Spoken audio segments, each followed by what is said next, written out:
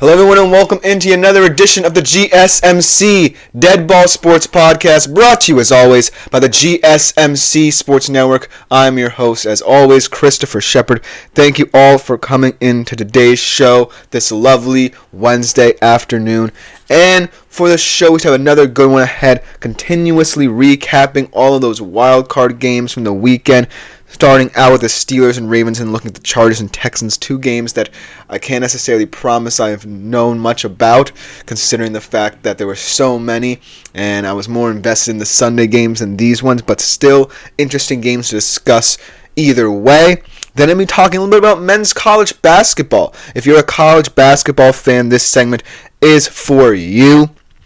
Talking about all the big contenders and where they rank in terms of this midpoint in the season and how they could look headed into March Madness. Then I'll be previewing another big game in the Western Conference in the NBA between the Rockets and the Nuggets taking place tonight. And then, in terms of a change of plan to conclude today's show, we are going to be previewing a game that involves Arsenal, but not the North London Derby, because I kind of messed up my scheduling, but it's still going to be an interesting clash in the Premier League on Saturday between Arsenal and another side in top form.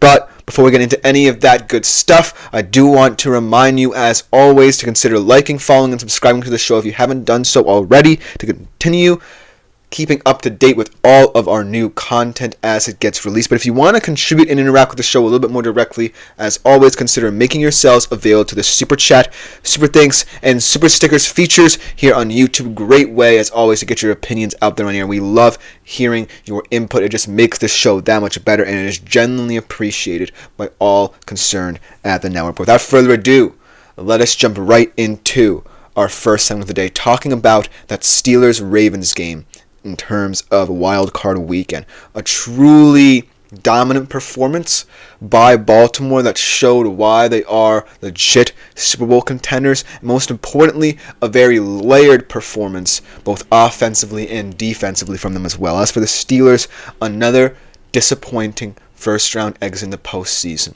And now a lot of fans are really shouldering, not necessarily fans, now fans are really pointing the finger, rather, at Mike Tomlin and his insistence in this kind of playoff stagnation. There hasn't really been much ambition outside of this organization the past couple of years to go on and make changes necessary to actually break through in the postseason. For example, yes, they went out and got Justin Fields and Russell Wilson, but are they the true answers to lead Pittsburgh into a new era? Should Mike Tomlin eventually get fired sometime soon? But this game clearly was not necessarily the best wildcard game, but it did prove to me that Baltimore has what it takes in the gauntlet that is the AFC. So without further ado, let's talk a little bit about, stats-wise, the big players in this game and the reason why they're going to continue, in the case of the Baltimore Ravens, to dominate the competition in terms of the AFC playoff picture. Lamar Jackson, let's start with him. For many, the presumed third-time MVP award winner. It still hasn't been decided yet, and he's going to be playing his MVP rival this weekend in the divisional round as they take on the Bills going up to Buffalo. But Lamar, consistent as always, 16 for 21, 175 yards, 2 touchdowns, and let's not forget what he does on the ground as well. A truly all-around QB. But the reason why his performance, in a way, can go a little bit more understated and still not mean that Baltimore is giving up much is because of Derrick Henry. 26 carries, 186 yards, and 2 touchdowns as well. Really showing that Baltimore has a new dimension to it, and a really multifaceted one at that. Because if Lamar is as comfortable slinging the ball downfield as he has become, then Derrick Henry is going to be the end-all, be-all finishing factor in a lot of these games coming up for Baltimore, should they make it to the AFC Championship game. And really, just thinking about Derrick Henry's place, not just in this team, but in playoff history, he's quickly becoming one of the best running backs in postseason history. Obviously, there's a case to be made that Terrell Owens is even better because he has the Super Bowl and he meant a lot to those Denver Broncos teams. But ultimately, looking at Derrick Henry is slowly making a case as being one of the best all-around postseason running backs, with his tenure in Tennessee and now what he's being able to do with Baltimore. And that just makes them a team that not a lot of teams want to go up against. And I know that it's going to be very tough. First off, going up to Buffalo to take on the Bills and a guy in Josh Allen who's been fighting week after week to beat out Lamar for that MVP trophy and really hungry to prove why he's the better quarterback. And another offense that's just very multifaceted and very talented. It's going to be a fantastic game, but I feel like Lamar really is going to have to win that to really truly prove that he is more important to his team, more valuable to his team, and at this point, the superior player to Josh Allen. And then, after that, you're going to have to go down to Kansas City to Arrowhead Stadium to take on Patrick Mahomes, a guy who's already beaten you time in, time out come the postseason. And so, it's a daunting task for Baltimore to undertake, but this is a good springboard. They've gotten over the Steelers, the divisional thorn in their side, and now they just have to worry about beating the two teams they're going to have to beat year after year in the postseason. And so, while this game certainly feels like a benchmark achievement for Baltimore proving their candidacy as a Super Bowl contender, you still have to play the two teams that you are going to have to face at these junctures time in, time out. And so, that's what I'm thinking about when I think about Baltimore. They've proven that their multifaceted offense and their much improved defense can really complement each other well and thus make it very hard for opposing teams. But these are the Bills and the Chiefs. These are two teams who can go toe-to-toe with you in any given time. So that's what I'm going to monitor when thinking about the Ravens from here on out in the postseason, no matter the year. Because it feels like it's going to be the same three teams for as long as these quarterbacks are with them. But on the Steelers side of things, let's talk a bit about where this puts them. Because it's an interesting quandary. Mike Tomlin, legendary head coach, hasn't had a losing season his entire tenure as the Pittsburgh Steelers head coach. However, these past 6 years, he has failed to win a playoff game.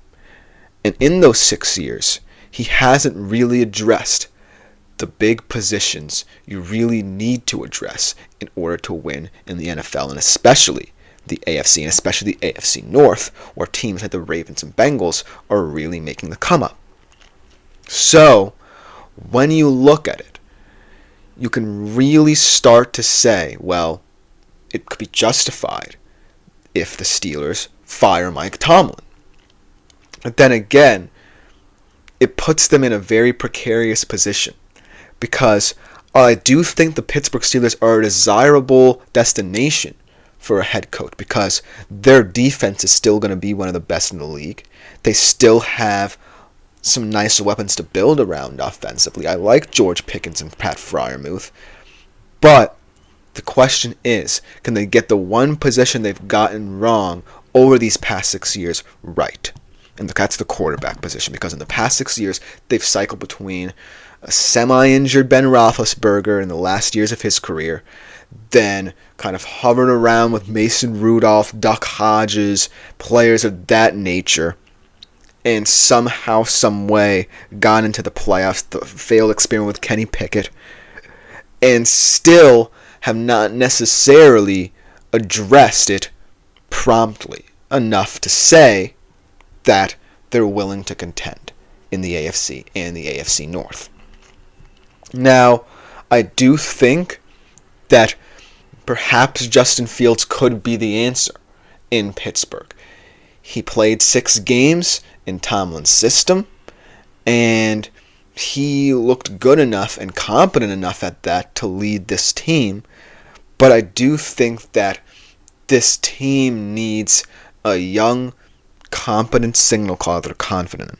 Maybe they can find one in free agency, but the cycle cannot keep on happening to the point where year in, year out, we always view the Steelers as a team good enough to make the dance, but not good enough to break through and compete for a Super Bowl. So that's where I'm standing with the Steelers right now, because I do believe it will be justified if Mike Tomlin is fired. But the new head coach is going to have to be certain in his decision making from the get-go, because you have the platform, you have the infrastructure of a team built to contend, but you got to get that QB position right.